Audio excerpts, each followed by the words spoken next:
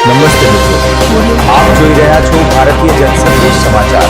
હું છું દિનેશ કુમાર બાબરિયા, ભાવનગર। ભાવનગર જિલ્લાના ખેડૂતો માટે ચોમાસુ સિઝન માટે બિયારણ, ખાતર તથા જંતુનાશક દવાઓની ખરીદીમાં કાળજી રાખવા અનુરોધ છે। સહકારી મંડળીઓ, સરકારી સંસ્થાઓ અથવા ખાનગી વિક્રેતા પાસેથી જ ખરીદી કરવાનો આગ્રહ રાખવો। હું દિનેશ કુમાર બાબરિયા ઘેટી। મારું નામ ગોયલ સંજયસિંહ રાજેન્દ્રસિંહ, ગામ વડોદ, તાલુકો ઉમરા। હું પોતે 5-6 વર્ષથી પ્રાકૃતિક ખેતી કરું છું અને આ સાથી મિત્રો પણ પ્રાકૃતિક ખેતી કરે છે। અને મોદી સાહેબનું જે સપનું છે કે પ્રત્યેક ખેડૂત પ્રાકૃતિક ખેતી કરે અને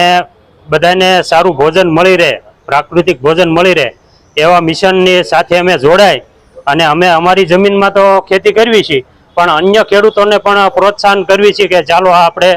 પ્રાકૃતિક ખેતી કરવી। અમે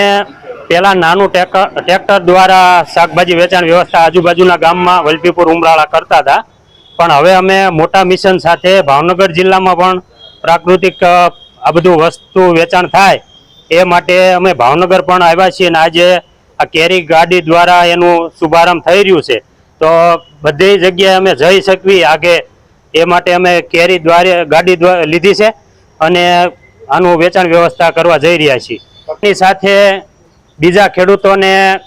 ઘન જીવામૃત ક્યાંથી મળે,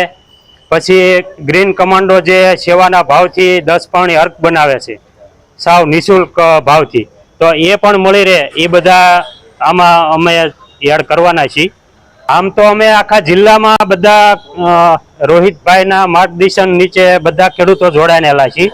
પણ પ્રત્યેક ગામમાં 10, 20, 25 ખેડૂતો અત્યારે અમે જોડાયેલા છીએ। આ સાથી મિત્ર અલમપરના છે, આ ચિત્રાઓના છે, બધા અલગ અલગ ગામના છે અને એ રીતે અમે બધા ખેતી કરવી છે।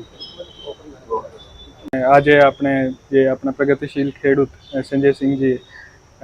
આની પહેલાં એક પણ વેન ચાલતી હતી જે ઉમરાળા વલભીપુર તાલુકામાં ચાલે છે અને એક વધારે વેન લઈને જે ભાવનગર અને સિહોર તાલુકાને પણ કવર કરશે। અને એવા જે ખેડૂતોના કારણે જે આપણે માન્ય રાજ્યપાલ શ્રી છે અને માન્ય કૃષિ મંત્રી શ્રી છે, આનું જે એક માર્ગદર્શન હેઠળ અને એની જે એક પ્રેરણા છે કે આપણે વધારેથી વધારે પ્રાકૃતિક કૃષિ તરફ વળીએ, તો એના માટે એવા જે આપણા ખેડૂતો છે એક પ્રેરણાદાયી છે કે જે પોતાના રીતે પ્રાકૃતિક ખેતી કરે છે અને બધા લોકો પાસે મતલબ કે એવા નવા અભિગમો સાથે પોતાની જે પેદાઈશ છે, જે આના ખેતરોમાં પેદા થાય છે, એ બધા પાસે લઈને જાય અને બધા જે નવા જે ખેડૂતો છે જે પ્રાકૃતિક કૃષિ માટે થોડુંક આને હેજિટેશન હોય કે આમાં ઓછી પેદાશ થાય કે આનું માર્કેટિંગ નહીં થાય, એના માટે એક પ્રેરણાદાયી શોધ છે। અને સરકાર દ્વારા પણ અમુક જે સંજયસિંહને જે સબસિડી આપવામાં આવી છે BRC યુનિટ માટે અને પરિવહન યોજના અંતર્ગત જે વાહન માટે પણ જે સબસિડી આપવામાં આવી છે, તો સરકાર પણ એવા ખેડૂતો સાથે ઊભી છે અને વધારેથી વધારે આપણે જે પ્રાકૃતિક કૃષિ તરફ વળીએ અને જે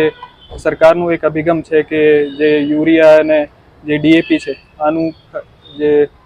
વપરાશ છે ઓછું થાય અને જે સોઇલને જે related soil health card related જે સોઇલને ખરેખર જે જરૂર છે, જે અલગ અલગ સૂક્ષ્મ જીવો હોય કે અલગ અલગ